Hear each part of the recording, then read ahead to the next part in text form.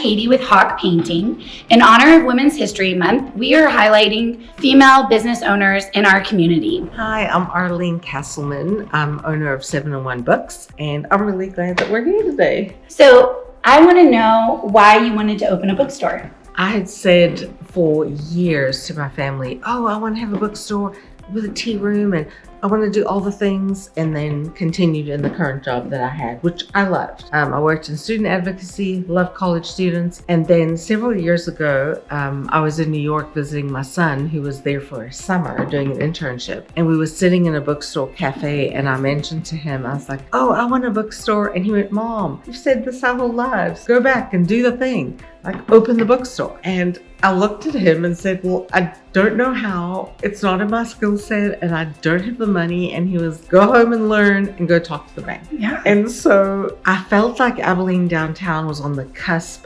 of somebody opening one. With all of the revival downtown, it was like every small town downtown has a cute bookstore in my mind. Mm-hmm. And so, also in my mind, I live in Stars Hollow from Gilmore Girls. So I needed a bookstore.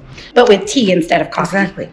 And so that made me think, if someone is going to open the bookstore, I want to open the bookstore. And I came home, found someone to shadow in Oklahoma and talked to the bank and got all of that sorted out. And here we are. Yeah, that's amazing. And you've recently expanded into the space next door to accommodate even more events and... Right.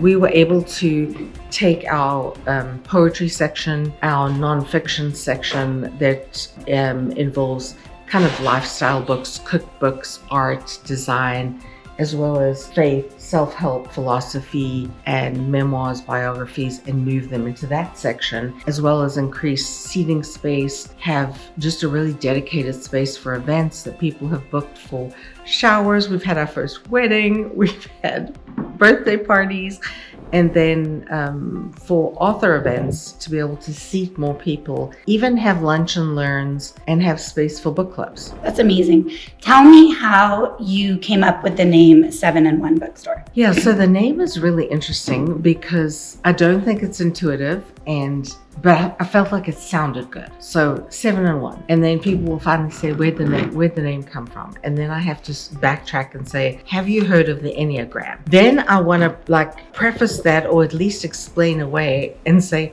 we're not Enneagram fanatics. We just kind of like how the numbers sounded together.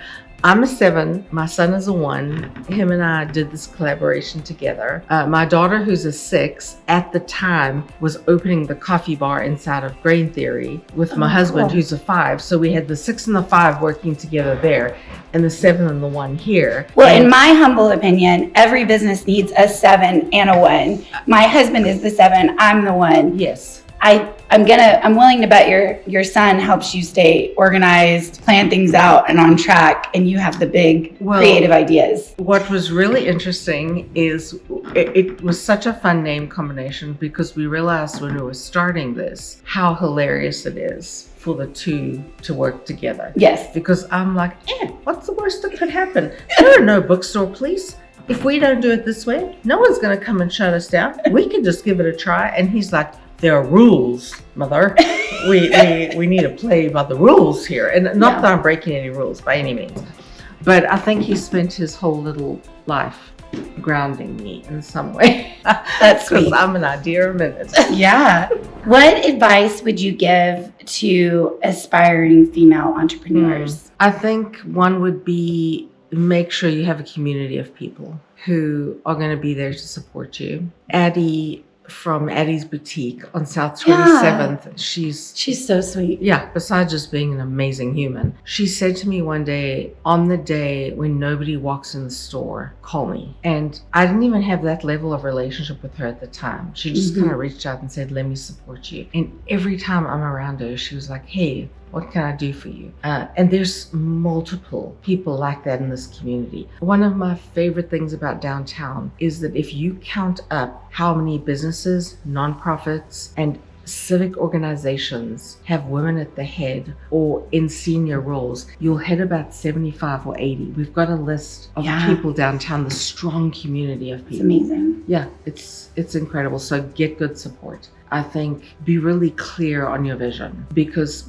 people will try to tell you what your business needs to be. I've had people tell me over and over again, well, the day of the indie bookstore is over. And that is so false, because starting in 2020, indie bookstores have grown 35% across the nation. Yeah. And so people are constantly trying to educate me on the thing that I'm the specialist at. And so I would say be really clear on your vision and who you want to be in the community. For us, it was this is a place of inclusion and safety, and this is going to be a place that hopes to move the needle a little bit in terms of how people think and feel. You've got to know who you are and know who your supports are, so that you can be grounded in that vision. That's amazing. Well, I love women cheering other women on, and I would encourage you, Abilene, to support local and come downtown to shop 7 in 1 Books.